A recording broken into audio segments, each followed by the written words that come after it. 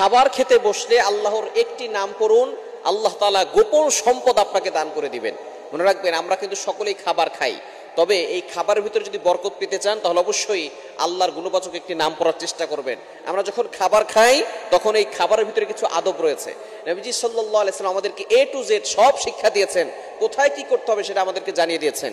খাবার খাওয়ার সময় অবশ্যই বিসমিল্লাহ পড়ে খাবার খাওয়ার চেষ্টা করবেন, কেননা যে ব্যক্তি খাবার খাওয়ার সময় বিসমিল্লাহ পড়ে না ওই ব্যক্তির সাথে শয়তান অংশগ্রহণ করে এবং তার সাথে শয়তানও খাবার খায়, যার কারণে ওই খাবারে কোনো বরকত থাকে না। বিসমিল্লাহির রহমানির রহিম পবিত্র কোরআনুল কারীমের ভিতরে সর্বপ্রথম সূরার আগেই কিন্তু সূরা ফাতিহার শুরুতে বিসমিল্লাহির রহমানির রহিম আছে না নাই? প্রত্যেকটা সূরার শুরুতে বিসমিল্লাহ আছে। বিসমিল্লাহির রহমানির রহিমের অনেক বরকত আছে। যে কাজের শুরুতে বিসমিল্লাহ বলা হয় ওই কাজের ভিতরে আল্লাহ পাক রব্বুল আলামিন বরকত দান করেন। সুতরাং খাবার যখন আপনি খাবেন তখন আপনি বিসমিল্লাহির রহমানির রহিম পড়বেন। বিসমিল্লাহ পড়তে ভুলে গেলে আপনি বিসমিল্লাহি আউওয়ালাহু ওয়া আখিরা এটা আপনি পড়বেন।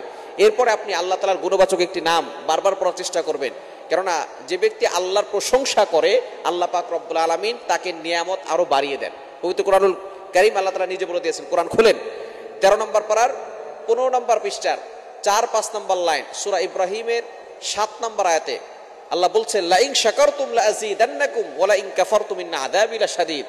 যারা নিয়ামতের শুকরিয়া আদায় করে আমি নিয়ামতকে বাড়ায় দেই, আর যারা নিয়ামতের শুকরিয়া আদায় করে না আমি তাদের নিয়ামতকে ছিনিয়ে নেই, আর তাদের জন্য রেখেছি ইন্না আযাবি লাশাদীদ। সুতরাং ভয়ঙ্কর শাস্তি তাদের জন্য রয়েছে। সুতরাং আপনি যখনই খাবার খেতে বসবেন বিসমিল্লাহ বলে খাবার খাবেন। যদি ভুলে যান বিসমিল্লাহি আউওয়ালাহু ওয়া আখিরাহু এটা মাঝখানে বলবেন, শেষে আলহামদুলিল্লাহ বলবেন। এটাই হচ্ছে আল্লাহর প্রশংসা। আর আপনি মাঝখানে বলবেন লাকাল হামদু ওয়া লাকাশ শুকরু, লাকাল হামদু ওয়া লাকাশ শুকরু।